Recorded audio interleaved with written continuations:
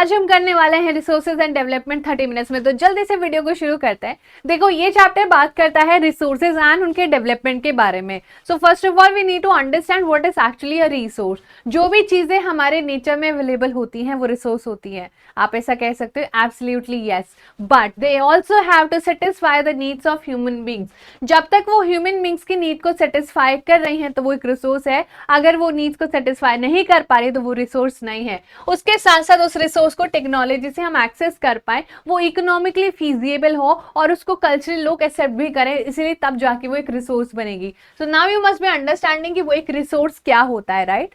अब रिसोर्स और human beings के बीच में एक इंटरेक्शन होता है। फॉर एग्जाम्पल, कोयला या फिर इन जनरल फायर और anything that exist in our environment naturally, अगर वो वैसे ही एग्जिस्ट कर रही है और ह्यूमन बींग्स उसके साथ इंटरेक्ट नहीं कर रहे हैं तो उसका कोई फायदा नहीं है। फॉर एग्जाम्पल, रोड्स किसने बनाई है? इंस्टीट्यूशन, स्कूल, स्कूल में स्मार्ट बोर्ड, टीचर ने सारा चेयर, ये सब कौन बना रहा है? These are all the result of human beings activity जो करते हैं। तो जब भी हम किसी रिसोर्स को एक जो है एनवायरमेंट में रिसोर्स बनाते हैं तो उसमें 3 चीजों की डिमांड होती है, that is institution, nature and technology. और इसका एक एब्रीवेशन आप लर्न कर सकते हो, दैट इज NIT। अभी सबको लर्न हो जाएगा। NIT, N stands for nature, technology and institution. कुल मिला के this comes as abbreviation called as NIT, right? अब ये जो पूरा प्रोसेस होता है किसी भी चीज को रिसोर्स बनाने के लिए हमें 3 चीजें चाहिए, and that is nature, nature में एग्जिस्ट होने वाली चीज, टेक्नोलॉजी से हम उसको कन्वर्ट कर सके, और जहां पर वो कन्वर्ट हो रहा है वो एक इंस्टीट्यूशन। ह्यूमन बींग्स इसी के में इंटरेक्ट करते हैं टेक्नोलॉजी के साथ और बहुत ज्यादा जो है इकोनॉमिक डेवलपमेंट में रोल प्ले करता है। So basically without human beings कुछ भी पॉसिबल नहीं है, राइट? सो ह्यूमन बींग्स का इंटरेक्शन किसी भी रिसोर्स के साथ होने से ही किसी रिसोर्स को एक रिसोर्स में कन्वर्ट किया जा सकता है। नाउ वील बी डूइंग कि हमारा जो रिसोर्सेज है are those free gift of nature? No, हमारे रिसोर्सेज कभी भी फ्री गिफ्ट ऑफ नेचर नहीं है। वी हैव टू पे अ प्राइस। ह्यूमन एक्टिविटीज उसमें बहुत बड़ा रोल प्ले करती है। ये ह्यूमन एक्टिविटीज का ही फंक्शन होता है। ह्यूमन ही कॉम्पोनेंट्स है रिसोर्सेज को एसेंशियल बनाने के लिए, उनके बिना हम उसको रिसोर्स बना ही नहीं सकते। फॉर एग्जाम्पल, आप आइसक्रीम खा रहे हो, हु मेड दैट आइसक्रीम? आप बढ़िया से आलू का पराठा खा रहे हो, हु मेड दैट आलू का पराठा, राइट? आलू हमारा जो है एग्रीकल्चर में आया, फिर वो आपके घर तक पहुंचा, उसमें बहुत सारी मैन्युफैक्चरिंग लगी, आपने ऑर्डर करा आलू, अगर आपने ऑनलाइन मंगाया, भाई आजकल ऑनलाइन दुनिया, सब कुछ ऑनलाइन होता है, then it reach towards you. तो इसमें पूरा रोल प्ले किसका है? ह्यूमन बींग्स का, राइट? आलू तो रिसोर्स है ना, क्योंकि तुम्हें तो मजा आ रहा है, तुम्हारी जो क्रेविंग्स थी वो फुलफिल हो रही है आलू का पराठा खाकर फिर मक्खन डाल के। They transfer raw material into available in to resources. जो भी हमारे एनवायरमेंट में रॉ मटेरियल्स को हम कन्वर्ट करते हैं ह्यूमन बींग्स की वजह से। फिर हमें देखना है हमारे चैप्टर में क्लासिफिकेशन ऑफ दीज रिसोर्सेज। अब इन रिसोर्सेज का क्लासिफिकेशन होता है 4 बेसिस पर, on the basis of origin, on the basis of exhaustibility, on the basis of ownership और उनका स्टेटस ऑफ डेवलपमेंट। नाउ ये क्वेश्चन पूरा का पूरा आ जाता है, what is classification of resources, तो आपको चारों लिखना है। लेकिन ये क्वेश्चन ऐसे भी आ जाता है, on the classification of origin बताओ। सो ऑरिजिन के बेसिस पर वी है बायोटिक एंड वी है एबायोटिक। बायोटिक में आप ऑब्वियसली जितना भी हमारा फ्लोरा फोना है, राइट, जितना भी हमारा एनिमल किंगडम है, जितना भी हमारा प्लांट किंगडम है, सब कुछ हमारे किस में आता है? वो हमारे बायोटिक में आता है। एबायोटिक में आप कुछ भी लिख सकते हो जिसमें लाइफ नहीं है बेसिकली, राइट? तो फॉसिल फ्यूल्स यहाँ पर आप लिख सकते हो, जैसे कि हमारे जो भी ऐसी चीजें जिनके अंदर लाइफ नहीं है, जिसमें कि आप इंस्टीट्यूशन लिख सकते हो, ठीक है? आप यहाँ पर कोई भी टेक्नोलॉजी लिख सकते हो, कोई भी एनीथिंग दैट एग्जिस्ट, ये हमारे क्या है? ओरिजिन, कहां से उनका ओरिजिन हुआ है, तो वो एबायोटिक इन नेचर होता है। और यहाँ पर क्या है बेसिकली, आपको क्या है, ये लिविंग है, ये तो हम बचपन से पढ़ते आ रहे हैं, this is living and this is non living basically. तो ये कुछ आपको पता होना चाहिए, दोनों चीजें कौन कौन सी, abiotic and biotic. Next is on the basis of exhaustibility, खत्म हो जाएगा या नहीं खत्म होगा? रिन्यूएबल है तो वापस आ जाएगा, नॉन रिन्यूएबल है तो वापस नहीं आएगा। नॉन रिन्यूएबल में आपको याद रखना है फॉसिल फ्यूल, फॉसिल फ्यूल हो गया। रिन्यूएबल में आप कौन सा याद रख सकते हो? Example, solar energy is there, wind energy is there. ये क्या है? कभी खत्म नहीं होने वाला है, ये कुछ ऐसे रिसोर्सेज है कभी खत्म नहीं होने वाला है।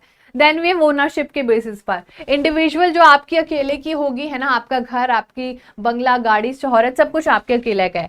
कुछ एक कम्युनिटी है, पार्क आपके घर के आसपास आप देखते हो, राइट, जिसमें सब लोग जा सकते हैं। कुछ नेशनल रिसोर्सेज होती हैं, राइट, कुछ नेशनल रिसोर्सेज होती हैं जो कि पूरे नेशन की हैं, उसमें आप रेलवेज देखते हो और बसेस देखते हो जिसमें आपको कोई आने जाने से नहीं रोक सकता है, one state to another state you can go easily. And then we have international resource outside the boundary, outside the marine boundary या कोई भी नॉर्मल लैंड बाउंड्री से अगर आप बाहर जा रहे हो तो इंटरनेशनल रिसोर्स होती है। इसमें 12 नॉटिकल माइल्स का डेटा लिया जाता है। आफ्टर 12 नॉटिकल माइल्स जितना भी आपको देखने को मिलेगा वो फिर इंटरनेशनल रिसोर्स के इसके हिस्से में चले जाता है।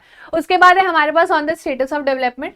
स्टेटस ऑफ डेवलपमेंट में हमें मिलता है potential, developed resources, stock and reserve. ये हमें मिलता है कहां पर, ये हमें डेवलपमेंट में, कि कोई भी रिसोर्स कितना डेवलप हो चुकी है, क्या हमने उसे भी फ्यूचर के लिए सेव करके रखा है, क्या उसमें अभी कोई पोटेंशियल है, एक्सेट्रा एक्सेट्रा। अगर हम डेवलपमेंट ऑफ रिसोर्सेज की बात करें तो जितना ज्यादा हम रिसोर्सेज के इन डेप्थ में पढ़ते जाएंगे उतना हमें पता चलेगा कि रिसोर्सेज के साथ बहुत बुरा हुआ है, और बुरा होने की वजह से बहुत ही इनडिस्क्रिमिनेट यूज ऑफ रिसोर्सेज का एक बड़ा प्रॉब्लम आया, और वो था डिप्लीशन। जब बहुत सारे लोगों ने बिना सोचे समझे रिसोर्सेज का यूज किया, सो व्हाट वाज हैपनिंग कि बहुत ज्यादा रिसोर्सेज डिप्लीट हो गए, और बहुत सारे लोगों में अमीर और गरीब का एक डिफरेंस हमें देखने को मिलता है। डिप्लीशन ऑफ रिसोर्स हुई क्योंकि बहुत सारे लोग लालची होते गए और ज्यादा से ज्यादा पैसे कमाने के चक्कर में उन्होंने बड़े बड़े जंगल काट के इंडस्ट्रीज बना दी, उन्होंने बड़े बड़े जमीन के जो हिस्से थे उनको बंजर कर दिया, इनफर्टाइल कर दिया।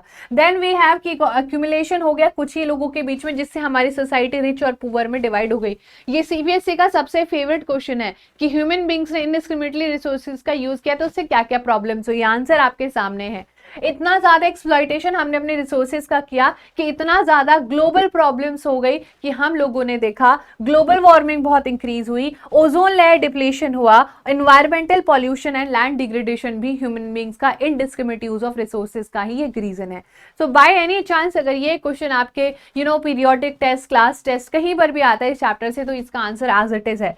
ये कहीं से बनाया हुआ चैप्टर नहीं है, this is completely as per NCERT. ये कंप्लीटली हमारा एनसीईआरटी का चैप्टर से पूरा का पूरा हमने देखा है। Now since we have had this problem कि हमारे पास एक प्रॉब्लम थी, तो we came up with a solution. जब पूरे ग्लोब पर लोग इतना ज्यादा बुरा कर रहे रिसोर्सेज के साथ, तो कुछ लोगों ने मीटिंग करी और उन्होंने बोला कि देखो अब हमें सॉल्यूशन करना पड़ेगा कि ये जितना भी रिसोर्सेज का हम बेकार यूज कर रहे हैं, अब हमें एक सॉल्यूशन निकालना पड़ेगा। तो जब हमने सॉल्यूशन निकाला तो वो सॉल्यूशन कहलाता है सस्टेनेबल डेवलपमेंट। हमने एक कंसेप्ट निकाला sustainable development. Now this sustainable development might come as a definition as well कि सस्टेनेबल डेवलपमेंट एक्चुअली में होता क्या है। तो sustainable development means development should take place without damaging the environment and development in the present should not compromise with the needs of future generations. कि ऐसा कुछ development करो कि करंटली जो भी हमारी नीड्स है वो भी फुलफिल हो जाए, जो हमारी आने वाली जनरेशन है उसकी भी नीड्स फुलफिल हो जाए, और जो अभी हमारे नेचर को सेफली भी आगे लेके जा सके, ऐसा डेवलपमेंट होना चाहिए। लेकिन क्वेश्चन आ सकता है कि ये डेवलपमेंट का जो पूरा कंसेप्ट था ये आया कहां पर।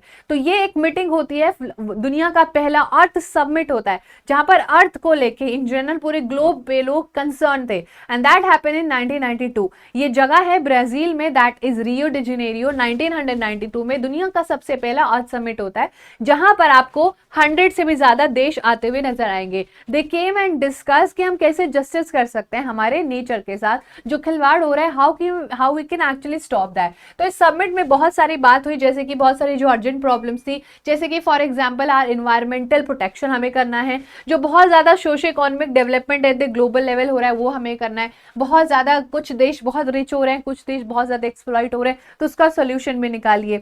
इस कॉन्वेंशन में बात होती है बहुत सारे प्रिंसिपल्स की, और उसमें एक सबसे इंपॉर्टेंट फंडा एंड दैट इज एजेंडा 21 भी निकाला जाता है। ये एजेंडा 21 बहुत इंपॉर्टेंट है। ये रिसेंटली अभी सीबीएसई का एग्जाम हुआ है बोर्ड, उसमें भी आया है कि what do we actually mean by 21 agenda.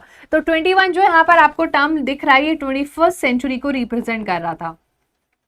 This was representing 21st century, और इस 21st सेंचुरी में हमें सस्टेनेबली सारी चीजों को लेकर चलना है, उसकी बात होती है।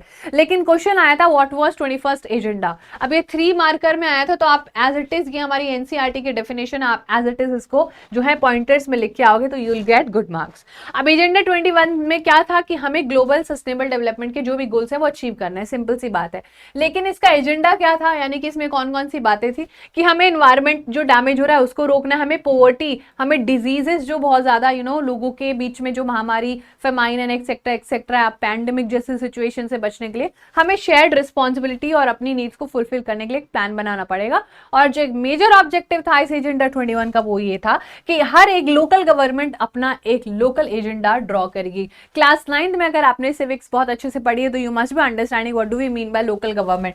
जो हमारे सिटीज में गवर्नमेंट होती है, राइट, जो हमारे टाउन्स में गवर्नमेंट होती है, जो हमारे विलेजेस में गवर्नमेंट होती है, that is called as local government, right. तो लोकल लेवल पर जो हमारे घर से बाहर निकलते ही सरकार रिस्पॉन्सिबल है, वो देखे कि यहाँ पर किस तरीके से सस्टेनेबल डेवलपमेंट किया जा सकता है, गांव में कैसे रेन वाटर हार्वेस्टिंग करी जा सकती है। तो शहरों में आप देख रहे हो कि ग्लोबल वार्मिंग बहुत ज्यादा इंक्रीज हो रहा है, तो इलेक्ट्रिक व्हीकल्स को कितना ज्यादा प्रमोट किया जा सकता है, ऐसी ऐसी बातें यहाँ पर आपको देखने को मिल जाएंगी। फिर हमने सोचा कि जब ग्लोबल लेवल पर इतना ज्यादा लोग कंसर्न है तो क्यों ना हम भी अपने इंडिया में बहुत अच्छी रिसोर्स की प्लानिंग करें। तो जब हम रिसोर्स प्लानिंग करने बैठे तो हमें रियलाइज हुआ कि हमारे पूरे इंडिया में तो अलग अलग रिसोर्सेज की डिमांड है। जो झारखंड, छत्तीसगढ़ और मध्य प्रदेश की रिसोर्स प्लानिंग है, जो अरुणाचल प्रदेश की रिसोर्स प्लानिंग है, राजस्थान और लद्दाख, वो एक दूसरे से मैच ही नहीं करती है, बिकॉज सबका अब अपना डिमांड है, सबके अब अपने फेवरेट चीजें हैं। अब हमें एक यहाँ पर बैलेंस प्लानिंग करनी पड़ेगी। और जब हम बैलेंस प्लानिंग करने के लिए बैठे तो वी रियलाइज्ड कि एक बहुत ही कॉम्प्लेक्स प्रोसीजर है और इसमें कुछ स्टेप्स लगेंगे। तो नंबर 1 स्टेप होता है कि हम किसी भी जगह की आइडेंटिफिकेशन करके उसकी इन्वेंट्री देखें कि वहां पर कौन से रिसोर्सेज की जरूरत है, वहां पर हम अपने गवर्नमेंट एम्प्लॉयज को भेजें जो कि सर्वे करें, मैप करें, क्वालिटेटिव एंड क्वांटिटेटिव एस्टिमेशन लगाए। For example you all must have heard of Beti Bachao Beti Padhao. ये एक ऐसा स्कीम था, एक ऐसा प्रमोशन प्लानिंग था कि जहां पर जो गर्ल्स थी उनकी जो पॉपुलेशन थी वो काफी कम हो रही थी। तो सरकार ने, the government has to come up with ideas to let people know कि गवर्नमेंट लड़कियों को, लड़कियों की एजुकेशन को, इन सब चीजों को ज्यादा प्रमोट करे। Same happened with the resource planning कि हमें आइडेंटिफिकेशन करना पड़ेगा कि राजस्थान में पानी की कमी है, तो how we can actually do artificial irrigation, right. अब हमें पता चलता है कि अरुणाचल प्रदेश का जो पूरा का पूरा टोपोग्राफी वो इतना ज्यादा रिजिड है, वहां पर आना जाना इम्पॉसिबल हो जाता है, वहां पर बारिश भी बहुत होती है, तो वहां पर मॉल्स वगैरह नहीं लगा सकते हैं, राइट। तो इसलिए हमें अपना पूरा का पूरा आइडेंटिफिकेशन करना पड़ता है प्रॉब्लम्स का। प्रॉब्लम्स आइडेंटिफाई करके हम एक प्लानिंग स्ट्रक्चर बनाते हैं और वो प्लानिंग स्ट्रक्चर हम एक एप्रोप्रिएट टेक्नोलॉजी यूज करके अपनी स्किल्स इंस्टीट्यूशन बना के करने वाला है। फॉर एग्जाम्पल इमेजिन करो लद्दाख में हम जाके मॉल बना दे, कोई भी नहीं आएगा वहां पर और वहां पर कुछ भी उसका एक इकोनॉमिक डेवलपमेंट में स्कोप ही नहीं बचेगा, राइट। तो ऐसे में आपको क्या देखने को मिलेगा, आपको देखने को मिलेगा कि हमें एक प्लानिंग स्ट्रक्चर बनाना पड़ता है और वो हमारा ओवरऑल जो डेवलपमेंट है उससे बहुत अच्छे से मैच भी करना चाहिए। बिकॉज ऑब्वियसली अगर सरकार ने मान लीजिए 1000 करोड़ 10,000 करोड़ अगर मान लीजिए यहाँ पर बजट निकाला है फॉर रोड्स, है ना, रोड्स, तो रोड्स कहाँ पर बनेंगी? 1,000 अगर गवर्नमेंट पैसा लगा रही है तो इतना ज्यादा नहीं पैसा गवर्नमेंट लगाएगी कि उसको पूरा का पूरा इन्वेस्ट करना है, उसको वापस में कुछ रिटर्न भी चाहिए। तो वो इसमें से जो 80% रोड्स होगी वो ऐसी जगह पर लगाएगी जहां पर लोग डेली बेसिस पर कम्यूट तो कर रहे हों, टैक्स पे करेंगे, राइट, वो जॉब जनरेशन करेंगे। तो ओवरऑल वो खर्चा सरकार बैलेंस आउट कर सकती है। लेकिन वो लेह लद्दाख में जाके इतना ज्यादा पैसा इन्वेस्ट कर दे तो फिर उसका कोई पॉइंट भी नहीं होगा और वो हमारे नेशनल डेवलपमेंट से मैच भी नहीं करेगा। Then comes conservation of resources. जब इतना ज्यादा सारी चीजें चल रही थी तो हमें लगा कि अभी हमें अपने रिसोर्सेज को बचाना भी तो पड़ेगा। सब लोग तो रिसोर्सेज के बारे में बात कर रहे हैं और हमें पता है कि रिसोर्स हमारे लिए बहुत इंपॉर्टेंट एक एक्टिविटी है। इरेशनल कंजम्पशन हो रहा है, ओवर यूटिलाइजेशन ऑफ रिसोर्सेज के वजह से बहुत सारी प्रॉब्लम हुई और इन सारी प्रॉब्लम से बाहर निकलने के लिए हमने निकाला एक सोल्यूशन। वो सोल्यूशन क्या होगा अभी बताते हैं। सबसे पहले आप जान लो कि गांधी जी ने भी एक स्टेटमेंट कही है, ये बहुत बार पूछी गई कि किसकी स्टेटमेंट है। गांधी जी के कंसर्निंग वर्ड्स थे जो रिसोर्स कंजर्वेशन को लेके, देखिए वो कहते थे, देखो अगर मैं आपको बताऊं there is enough for everybody's need but not for anybody's greed. अगर हम देखें तो सबके लिए सब कुछ है। If you just want 2 times की रोटी एंड दाल चावल तो उतना होगा, लेकिन अगर कुछ लोगों को बहुत ज्यादा बड़े बड़े महल खड़े करने, हजारों करोड़ों की प्रॉपर्टी इकट्ठी करनी है तो दैट इज उसके लिए तो फिर सबको ही कम पड़ जाएगा। तो गांधी जी ने कहा था कि दुनिया में उतना तो एग्जिस्ट करता है कि सबका काम चल जाए, लेकिन अगर आप बहुत लालची हो तो सब कुछ ही कम पड़ जाएगा, राइट। तो ये गांधी जी के स्टेटमेंट याद रखना। अब हमको हमारे चैप्टर कहता है कि देखो इतना रिसोर्सेज कर रहे हो, जहां पर रहते हो यानी कि जमीन पर, है ना, हवा में तो नहीं रहते हम लोग, जमीन भी एक रिसोर्स है। हमें लगा कि चैप्टर तो खत्म हो जाएगा, जी नहीं, चैप्टर तो अभी शुरू हुआ है। तो हमें पता चलता है लैंड भी एक रिसोर्स है और वो हमारे लिए अटमोस्ट इंपॉर्टेंट है, क्योंकि जितना भी हम काम करते हैं, चाहे वो नेचुरल वेजिटेशन हो, चाहे वो वाइल्ड लाइफ हो, चाहे वो ह्यूमन लाइफ हो, या कोई भी इंटरनल इकोनॉमिक एक्टिविटी हो, इवन आप लोग मुझे भी जमीन पर ही बैठ के देख रहे हो, मतलब सोफे पे या बेड पे बैठे होंगे, मोबाइल से देख रहे होंगे, लेकिन कहीं ना कहीं you are in touch with जमीन ना। ऐसा तो है नहीं कि तुम लोग पंखे पे लटक के या फिर हवा में उड़ते हुए मुझे देख रहे हो।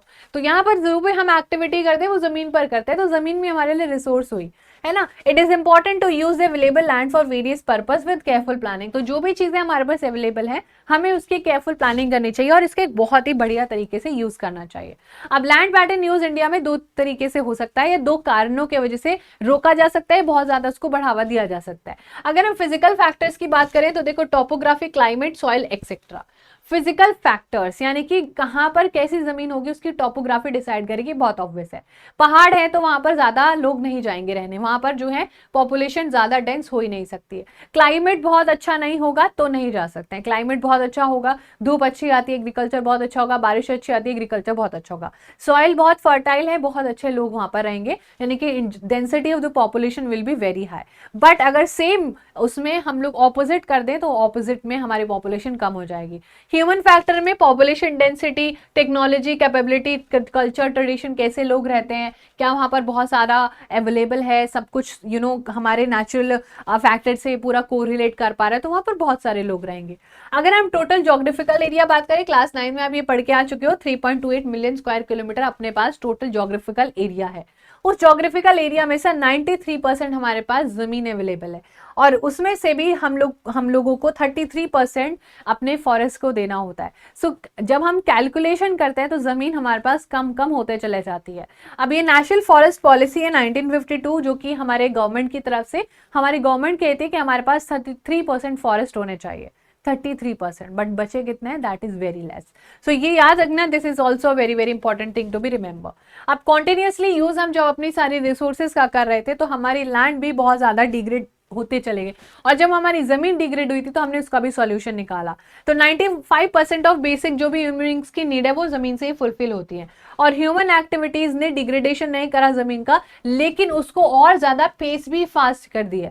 चलो जहां पर हम इंसान रहते हैं वहां पर हम हर चीज खराब तो करते ही हैं, लेकिन उसको बहुत जल्दी जल्दी भी खराब करते हैं कि हाँ हमें पता है कि ये सामने से जो लाइट है ये कल को खराब हो जाएगी, लेकिन हम इसको आज ही पत्थर मार के तोड़ देते हैं। So that is something human beings are doing. So human activities such as deforestation, बहुत ज्यादा पेड़ों की जो कटाई हो रही है, over grazing, mining, quarrying have contributed significantly to land degradation. So ये सारी जो एक्टिविटीज हैं इसकी वजह से लैंड बहुत ज्यादा डिग्रेड होते जा रही है, और ये क्वेश्चन आपसे डेफिनेटली पूछा जाएगा। अब देखो, हर एक स्टेट में जैसे कि डेवलपमेंट का एक रोल प्ले है, वैसे ही लैंड डिग्रेडेशन भी हर कोई अपने तरीके से कर रहा है। झारखंड, छत्तीसगढ़, मध्य प्रदेश, उड़ीसा को देखें तो माइनिंग के वजह से डिफॉरेस्टेशन हो रही है। गुजरात, राजस्थान, मध्य प्रदेश, महाराष्ट्र में देखें तो ओवर ग्रेजिंग की वजह से, पूछा जाएगा, ये मैच दी फॉलोइंग में आवा क्वेश्चन है।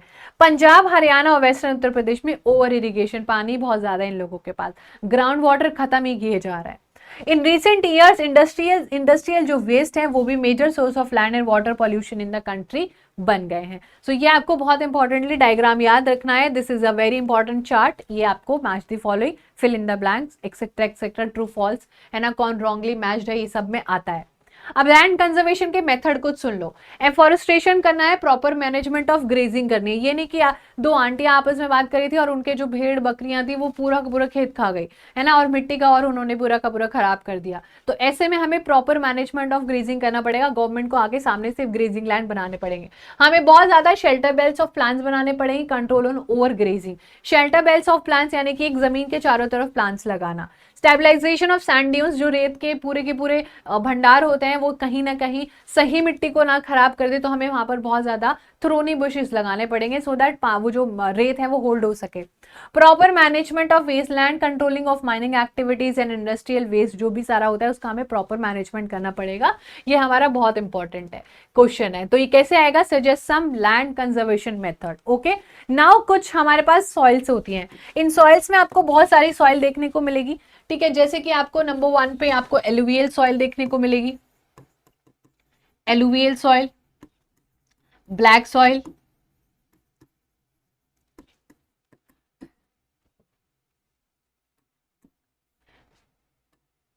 Red and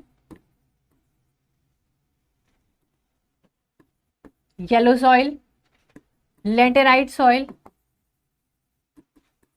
arid soil and forest soil, और इसको माउंटेन सॉइल भी कह सकते हैं, ओके, और इसको डेजर्ट सॉइल कह सकते हैं।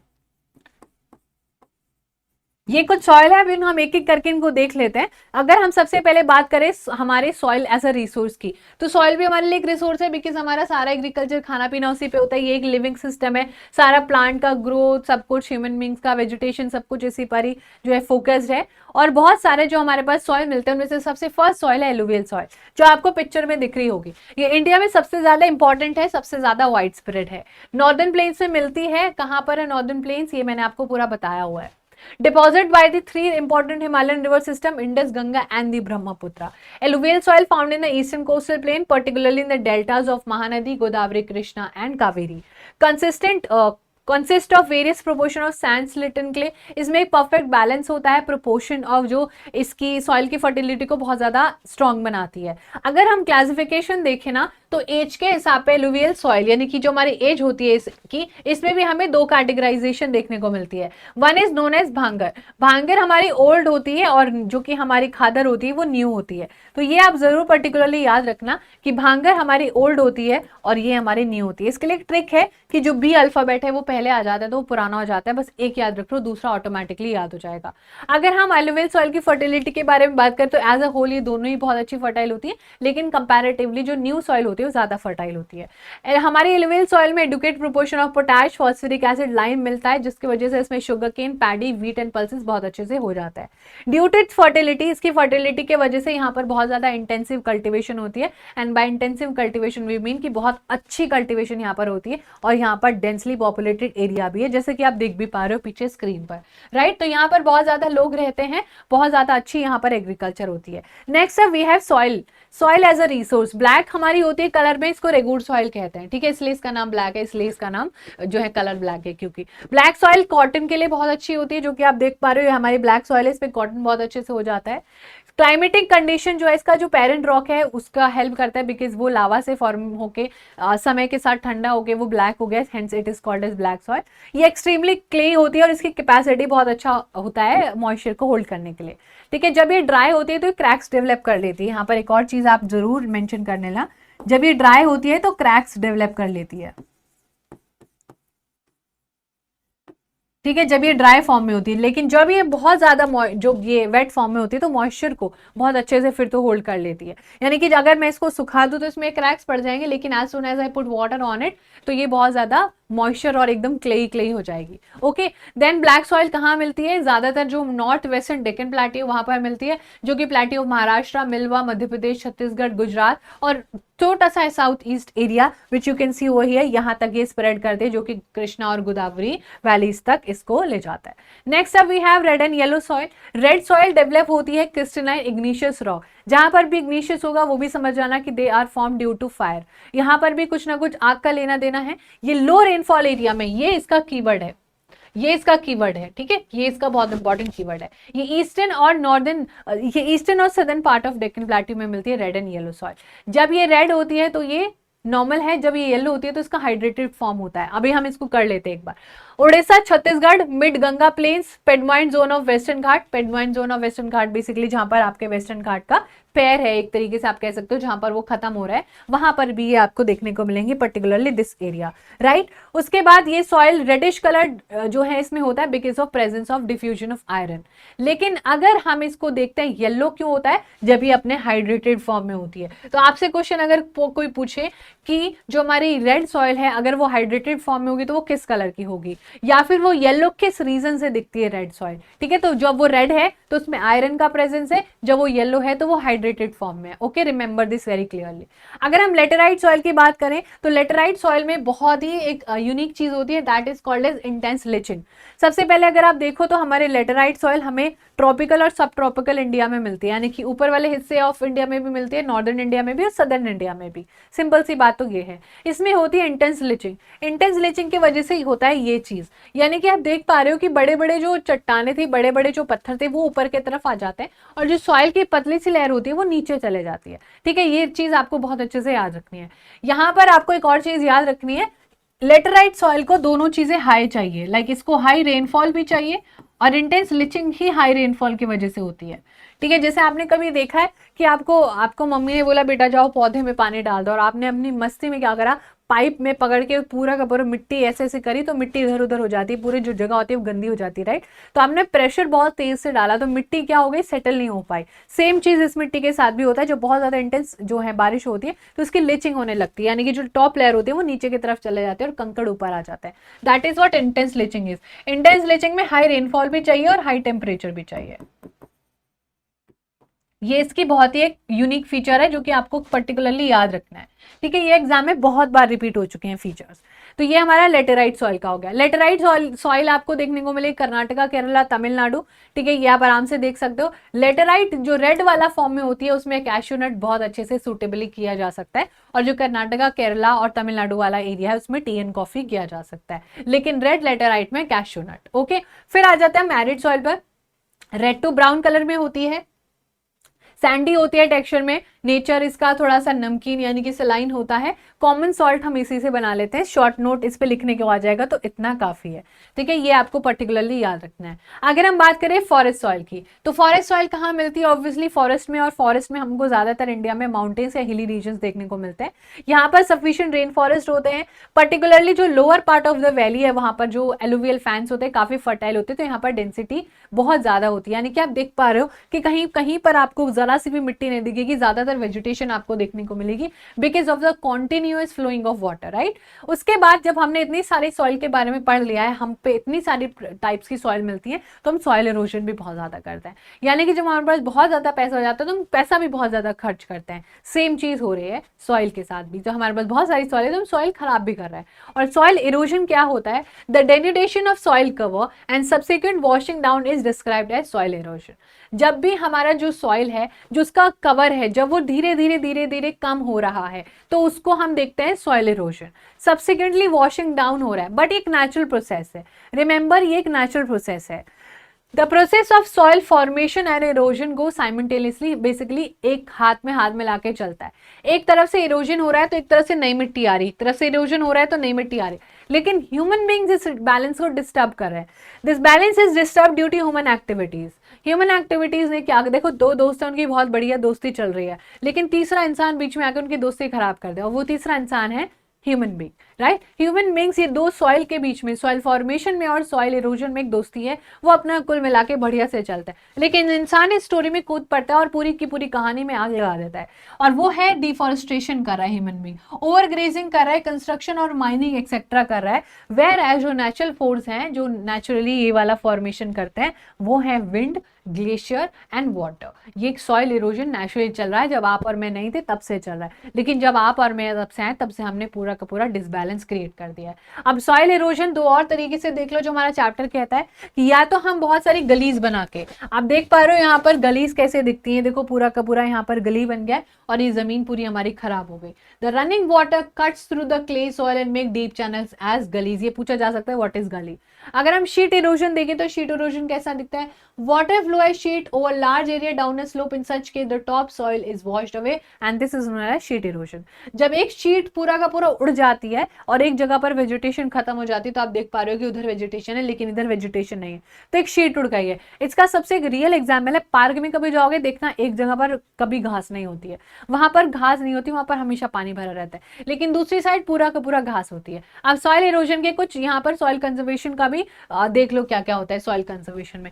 सॉइल कंजर्वेशन में अपने पास काउंटर फ्लोइंग मिलती है, टेरेस कल्टीवेशन, स्ट्रिप क्रॉपिंग और शेल्टर बेल्ट्स। ये सॉइल को बचाने के लिए हमने चार चीजें करनी है। ये क्या होती है एक बार स्क्रीन पर देख लो, बस ये लास्ट ही बचा है। कॉन्टोर फ्लोइंग दिखती है ऐसी, कॉन्टोर फ्लोइंग से जो हमारा विंड का जो हमारा वाटर का फ्लो होता है, वाटर का जो फ्लो होता है ना, वो हम डी एक्सेलरेट कर देते हैं। डीएक्सेलरेट क्या होता है कि जब मान लो कि पानी ऐसे ऐसे आ रहा था और चला गया, लेकिन यहाँ पर पानी को हमने क्या करा, गोल गोल घुमा दिया, बेसिकली आप देख पा रहे हो। तो ये पानी का फ्लो बहुत अच्छे से डीएक्सेलरेट कर देता है और ज्यादा से ज्यादा कल्टीवेशन की जा सकती है, सॉइल इरोजन से भी बताया जा सकता है। यहाँ पर भी आप देख पा रहे हो कि जो हमारा पानी का फ्लो है वो बहुत डेफिनेटली रोका जाता है ना। जो भी हमारा पूरा का पूरा क्या है पानी का फ्लो है वो भी रोका जाता है, और ये मेजरली हिमालयाज में बहुत ज्यादा होती है। ये वाली जो हमारी पूरे की पूरी सॉइल कंजर्वेशन का मेथड है, ये हमारे फॉरेस्ट एरिया हिमालयाज में पर्टिकुलरली बहुत ज्यादा होता है, तो ये आपको पता होना चाहिए। Then this is what strip cropping looks like. ये विंड के फोर्स को ब्रेक डाउन करने के लिए, विंड फोर्स ब्रेक डाउन करने के लिए होती है, ताकि यहां पर क्या हो जाए कि जो विंड का फ्लो है, जो हवा आए वो अपने साथ पूरी की पूरी मिट्टी को ना ले जाए, तो यहाँ पर स्ट्रिप क्रॉपिंग की जाती है, बीच बीच में घास या कोई वेजिटेशन लगा दी जाती है, और इससे हमारी सॉइल की फर्टिलिटी भी मेंटेन होती है और सॉइल भी प्रोटेक्ट हो जाती है।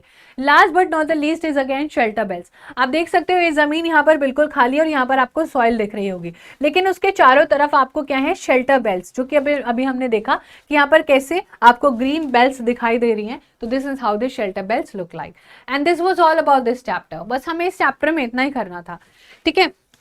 अब ये चैप्टर हमने 30 मिनट्स में कर लिया है, ये हमारा एक रैपिड रिवीजन है। If you want to watch this in detail, so description link जो है चैनल की, जो हमारा नया चैनल है जहां पर आपको complete one shot with quiz and बहुत जो रिपीटेड क्वेश्चंस हैं, मोस्ट इंपॉर्टेंट क्वेश्चन की जो सीरीज है, एक एवरग्रीन सीरीज हम लोग ने जो है आप लोगों के लिए लेके आए, वो सब कुछ आपको मिलने वाला है आपके नेक्स्ट जो है चैनल पर। So thank you so much if you watch this video till end, sending you all lots of love, see you in the next class, bye bye, take care.